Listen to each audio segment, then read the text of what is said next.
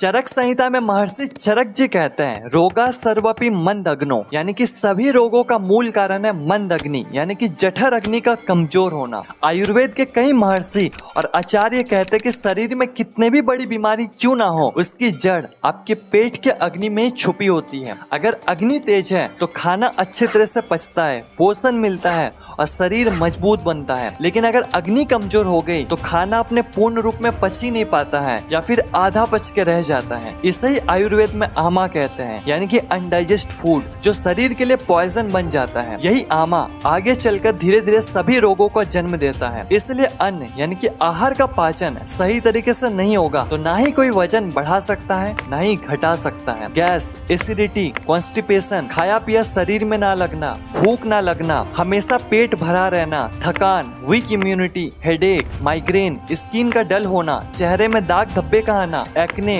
Pimples, बाल झड़ना, कमजोरी, ध्यान लगने की शक्ति कम हो जाना, मन हमेशा बेचैन और चिड़चिड़ा रहना। इसके अलावा भी कई सारे बड़ी बीमारियों का जन्म सिर्फ और सिर्फ इंडाइजेशन यानी कि अपचन के कारण होता है। इसलिए आज हम आपके साथ 5 ऐसे प्राचीन वैदिक टेक्निक शेयर करने वाले हैं जिन्हें अगर आप अपने डेली लाइफ में शामिल कर लेते हो तो सिर्फ कुछ ही दिनों में आपका डाइजेशन इतना स्ट्रांग हो जाएगा कि आप खुद हैरान हो जाएंगे। और सबसे बड़ी बात, ये टेक्निक किसी भी केमिकल या दवाई पर डिपेंडेंट नहीं है। ये वही मेथड्स है जो महर्षि और आचार्य ने हजारों साल पहले अपनाए थे और आज भी 100% रेलिवेंट है।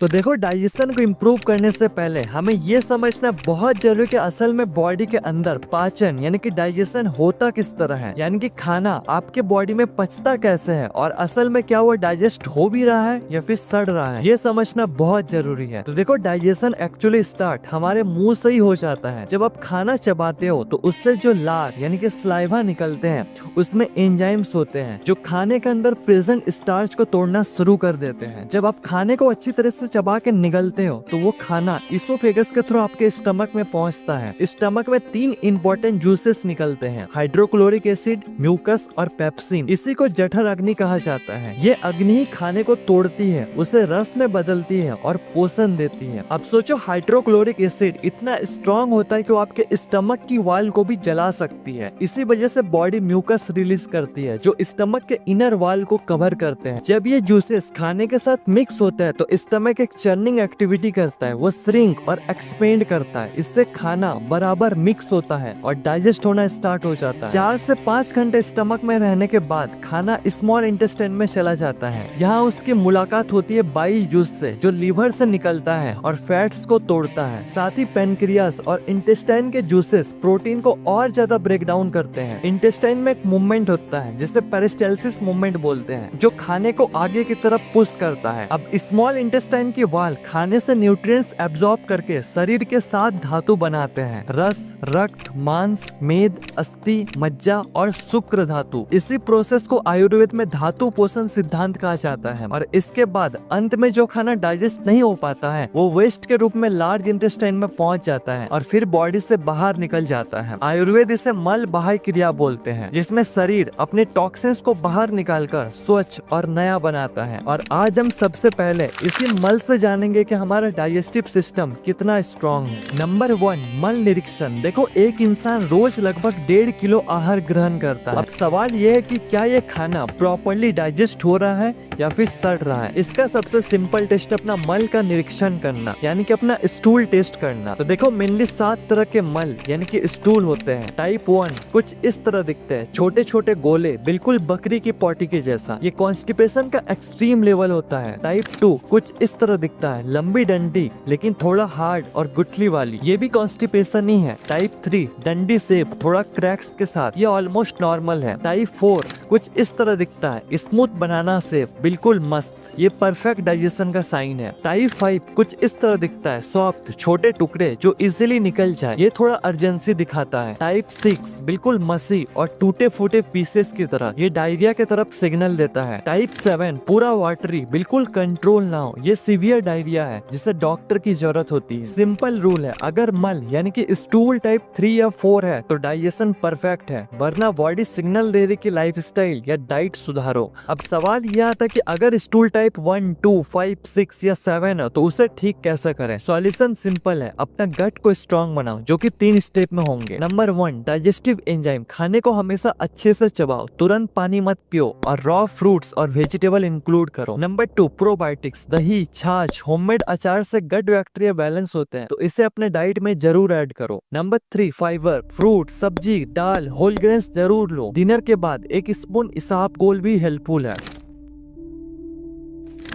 को बाहर से कुछ भी नहीं लेना है, जो मैं बताऊंगा सब कुछ आपके किचन में इजीली अवेलेबल होंगे। पहला, गुनगुना पानी प्लस नींबू प्लस थोड़ा सौंफ यानी कि ड्राई जिंजर, सुबह खाली पेट लेना है। दूसरा, अदरक प्लस काला नमक। खाने के आधे घंटे पहले आपको छोटा सा टुकड़ा में काले नमक लेकर खाना है, इससे सलाइवा का फ्लो बढ़ता है और पहले से ही डाइजेशन प्रोसेस शुरू हो जाता है। तीसरा, अदरक प्लस हींग प्लस अजवाइन का पानी खाने के बाद थोड़ा सा लेना है, ब्लोटिंग और हेवीनेस के लिए बेस्ट होता है। आपको रोज नहीं लेना है, वीक में आप 1 से 2 बार इसे ले सकते हो। पांचवा, सौंफ। खाने के बाद 1-2 चम्मच सौंफ चबाना है, फ्रेश ब्रीथ के साथ डाइजेशन को हल्का बनाता है। अब नंबर 6, जो कि शायद आपके किचन में अवेलेबल ना हो तो इसे आपको आयुर्वेदिक सौंफ या पूजा भंडार से लेने होंगे, जो कि है त्रिफला पाउडर। रात को सोने से पहले 1 चम्मच गुनगुने पानी के साथ लेना है। ये इंटेस्टाइन को क्लीन करता है, कॉन्स्टिपेशन को खत्म करता है और अगले दिन के अग्नि को रेडी करता है। नंबर 3, रस निर्माण कर्म। जैसे कि मैंने बताया कि खाने का डाइजेशन पहले से ही मुंह में स्टार्ट हो जाता है। मुंह अग्नि जो सलाइवा से जुड़ी है वो पहला फिल्टर है, उसमें टाइलिंग जैसा एंजाइम्स होते हैं जो स्टार्च को तोड़ना शुरू कर देते हैं। अगर खाने रस में बदल कर पेट में जाता है तो जठर अग्नि को आसानी हो जाती है उसे प्रोसेस करने में। अगर हम खाने को जल्दी जल्दी निगल जाते हैं तो प्रोसेस अधूरा रह जाता है, इससे पेट को एक्स्ट्रा मेहनत करनी पड़ती है और हैवीनेस फील होता है। इसलिए आयुर्वेद कहता है कि कम से कम खाने को 32 टाइम्स यानी कि 32 बार चबा कर खाना चाहिए, यानी कि अन्न को रस के समान बना के खाओ, यानी कि इतना चबाओ कि सॉलिड खाना भी लिक्विड बन जाए।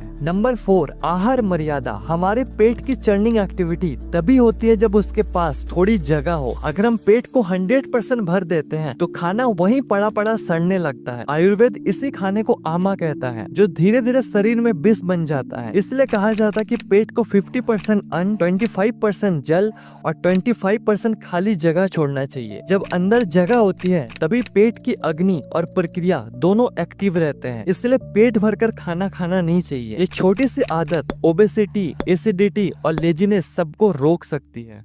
नंबर 5, मिताहार सिद्धांत। आयुर्वेद में अग्नि का कनेक्शन सूर्य से होता है। सुबह का अग्नि यानी कि डाइजेस्टिव फायर धीरे धीरे जगता है, इसलिए ब्रेकफास्ट लाइट और इजीली डाइजेस्टेबल होना चाहिए। लगभग 20 से 25% दिन भर के खाने का। ब्रेकफास्ट में आप फल, दूध से बनी चीजें, हल्का उपमा, पोहा, ओट्स, नट्स या ड्राई फ्रूट जैसे चीजों को खाओ। दिन के मध्य काल में सूर्य अपने प्रभाव में सबसे शक्तिशाली होता है, इसलिए सबसे बड़ा और हेवी मील यही होना चाहिए। लगभग 40 से 50% दिन भर के खाने का। लंच में आप रोटी, चावल, दाल, सब्जी, घी, सलाद लेना बेस्ट है। इसके बाद रात्रि आहार यानी कि डिनर आपको हमेशा सनसेट के पहले ही कर लेना चाहिए। रात को अग्नि कमजोर होता है, इसलिए डिनर हमेशा लाइट और इजिली डाइजेस्टेबल होना चाहिए। लगभग 20 से 25% दिन भर के खाने का। डिनर में आप खिचड़ी, लाइट रोटी सब्जी, सूप या फिर दूध ले सकते हो। आज के लिए बस इतना ही। इन 3 टॉपिक में से नेक्स्ट वीडियो किस पे बनाया जाए नीचे कमेंट्स में जरूर बताओ।